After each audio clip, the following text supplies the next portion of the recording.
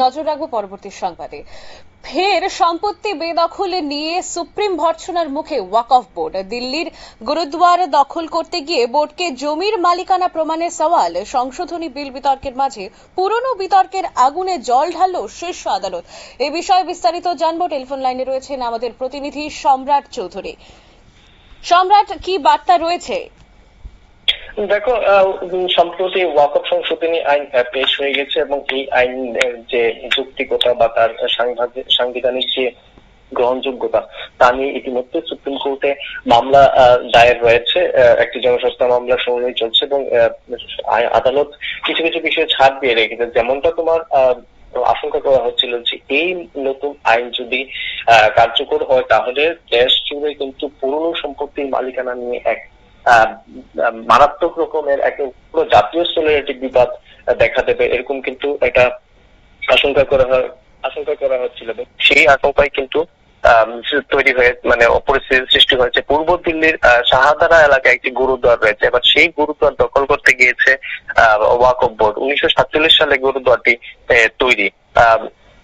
2010 সালেই এ নিয়ে একটি মামলা হয়। ওয়াকফ বোর্ড দাবি করে যে এটি আসলে গুরুদ্বার নয়, বরং এটি মসজিদ, এবং মসজিদ তাকিয়া বব্বর শের নামে এই মসজিদ পরিচিত। তো ওয়াকফের বোর্ডে দাঁড়িয়ে স্মরণ আদালতের কাল থেকে এটি মসজিদ ছিল এবং এটি গুরুদ্বারা কর্তৃপক্ষ দাবি করছে যে 1953 সালে মোহাম্মদ আহসান নামে এক ব্যক্তি এই জমি গুরুদ্বার কর্তৃপক্ষের কাছে বিক্রি করে দেন। লক্ষণীয় বিষয় হচ্ছে একজন মুসলিম জমির মালিক তিনি জমিটি বিক্রি করে দেন। সেটা সম্পর্কে যদিও তারা কোনো প্রমাণ দেখাতে পারেনি, কিন্তু এই দাবি কিন্তু করে রাখা হয়েছে। এবং এই দাবির পরিপ্রেক্ষিতে কিন্তু এই ওয়াকফ বোর্ড জমিটি দখল করতে যায়। গুরুদ্বারা রয়েছে, প্রত্যেক দিন এই গুরুদ্বারাতে শিখ ধর্মের আচার অনুষ্ঠান মেনে প্রার্থনা করা হয় এবং সেই এরকম একটি গুরুদ্বার দখল করতে গিয়েছে, যেখানে গুরুদ্বার মামলা যে শেষ পর্যন্ত যখন সুপ্রিম কোর্টে করালো তখন সুপ্রিম কোর্ট এই বিষয়ে রীতিমতো ওয়াকফ বোর্ডকে তিরস্কার করে বলছে যে এই জমিটি যেন গুরুদ্বারটাকে কেন ছাড় দেওয়া হচ্ছে না, এই ধরনের প্রশ্ন তুলেছে। যদিও ওয়াকফ বোর্ডের তরফেও কিন্তু এই জমির মালিকানা সংক্রান্ত কোনো কাগজ কিন্তু পেশ করতে পারেনি। একদিকে যেমন গুরুদ্বার কর্তৃপক্ষ মালিকানা পেশ করতে পারেনি, ওয়াকফ বোর্ডও কিন্তু মালিকানা পেশ করতে পারেনি। আগেই আশঙ্কা করা হচ্ছিল যে নতুন ওয়াকফ বোর্ড আইন লাগু হলে কিন্তু দেশ জুড়ে এরকম পুরানো সম্পত্তির যে বিবাদ, সেই বিবাদ মাথাচাড়া দেবে।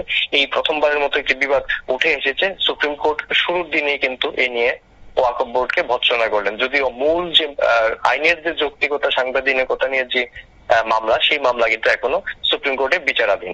আম্বালিকা, অনেক ধন্যবাদ সম্রাট। আপনারা শুনতে পেলেন যে ফের সম্পত্তি বেদখল নিয়ে সুপ্রিম ভর্ৎসনার মুখে ওয়াকফ বোর্ড এবং ওয়াকফ বিলের পর কিন্তু এই প্রথমবারের মতো বিতর্ক উঠে এসেছে গুরুদ্বারাকে নিয়ে, দিল্লির গুরুদ্বারা দখল করাকে নিয়ে। এবং সেটার নিরিখে কিন্তু এখন পর্যন্ত ওয়াকফ বোর্ড এবং সুপ্রিম কোর্ট কোনো প্রমাণ কিন্তু দিতে পারেনি। তবে সামনে আমাদের দেখার যে কার পক্ষ থেকে প্রমাণটা আসে এবং শেষমেশ সেটার কি পরিণতি হয়ে দাঁড়ায়। নিয়ে নেব ছোট্ট একটা বিজ্ঞাপন বিরতির, সঙ্গে থাকুন।